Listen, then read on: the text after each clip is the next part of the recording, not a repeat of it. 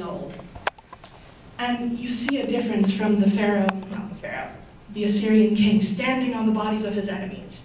These are two people that are very calm and assured. And what's also interesting to note is this is the showing of love, which was very foreign to any sort of art form involving kings. She isn't quite shown as his equal. He's still shown as bigger. Remember, the ancients like to denote their importance by size, but it's also women are generally shorter than men. So you see, that is love. She has this pose where she's cradling him, but he's still stepping forward, showing his strength. And that was the object of most Egyptian sculptures of the pharaohs. You wanted to show the strength and show that he was still the most important person in the land. This was actually the first Egyptian double statue as well. Before, the statues had been just of one person solely, but they decided to have their statue together. You probably don't know his name, Ankure, but he actually has one of the Great Pyramids. He's the son of Khufu, who has the really big Great Pyramid, but he has one of the smaller ones. And originally this was in front of his pyramid, but it was moved to his tomb upon his death. It's made of this substance called greywacke, which is this very, very dark, hard sandstone not locally found. So this stone was important enough for them to bring in because he was the pharaoh and he had to have the absolute best material for all of his statues. When his mummy was found, unfortunately, in the 19th century, they put it on a boat and they were taking it back to England to go into the museum, but the ship sank. So we have all of his tomb goods, which took a separate boat, but he himself is lost to time. One thing that's very interesting is his pose. You notice that his left foot is in front of his right, and that is a statue of strength. And she has it too, but notice her foot isn't quite as far forward.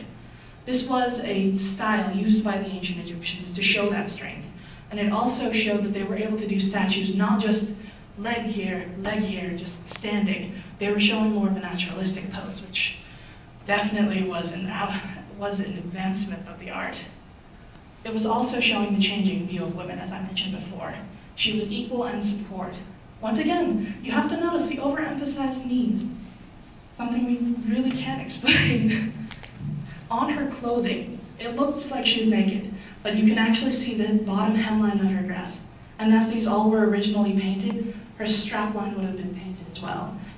But they still chose to emphasize her feminine features to show that she was very feminine and just that she was a very important lady. But she wasn't naked, and a lot of people would think that when they first look at her. Another very important characteristic is that this was unfinished. The feet are a little bit wonky.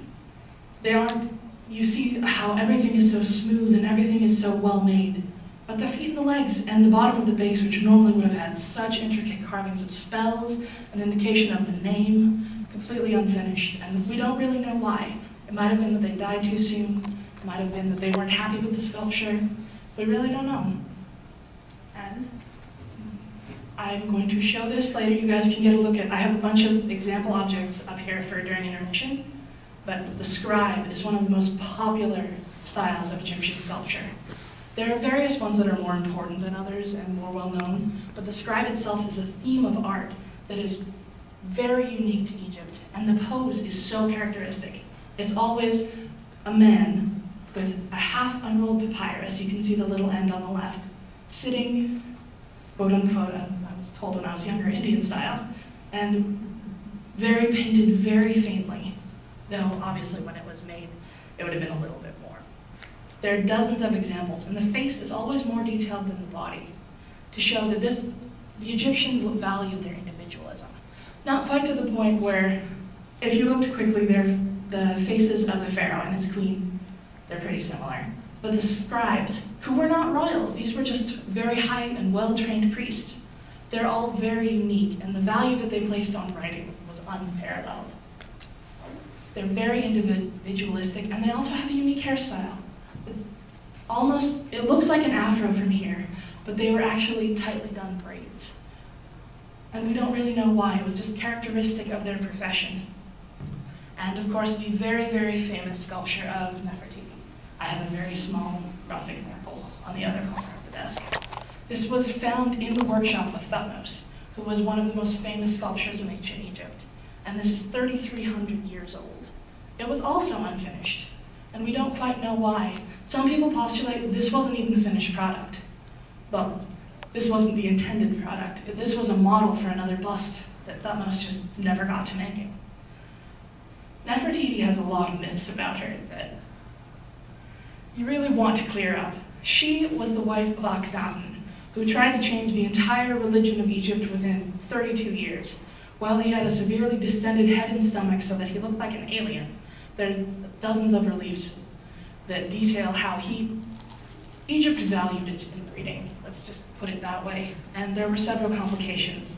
And some people postulate that his changes of religion were based on several mental issues that he might have had. But after he died, and after Nefertiti died, people tried to erase their existence from history. All of the artwork with their names mentioned in it was crossed out, they destroyed it, because all of Egypt went back to the original religion after they died. You want to have some sort of continuity in Egypt. Egypt loved its continuity, but it also loved its gods. So once they were taken out of the picture, they went back to life as normal. As with most of the Egyptian sculptures, this was limestone and then plastered. And it was plastered when it was wet so that all of the paint would dry into the plaster so that it would stay more. Her eyes were originally made of crystal, and one of the eyes remains, but one has been lost. And people aren't sure if that was lost during antiquity or if it was lost during the excavation, because when it was excavated, it was not quite in the kosher manner of today. So you never really know what happens. There are also a ton of authenticity issues. Nefertiti is one of the most famous people in all of Egyptian history. So obviously you're going to want to have some representation of her. And like I said, they destroyed almost everything with her name on it.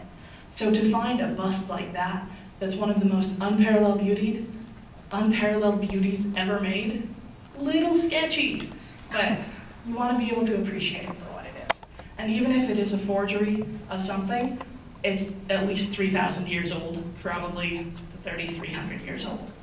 It was actually found by Germans in 1912 and remains in Germany.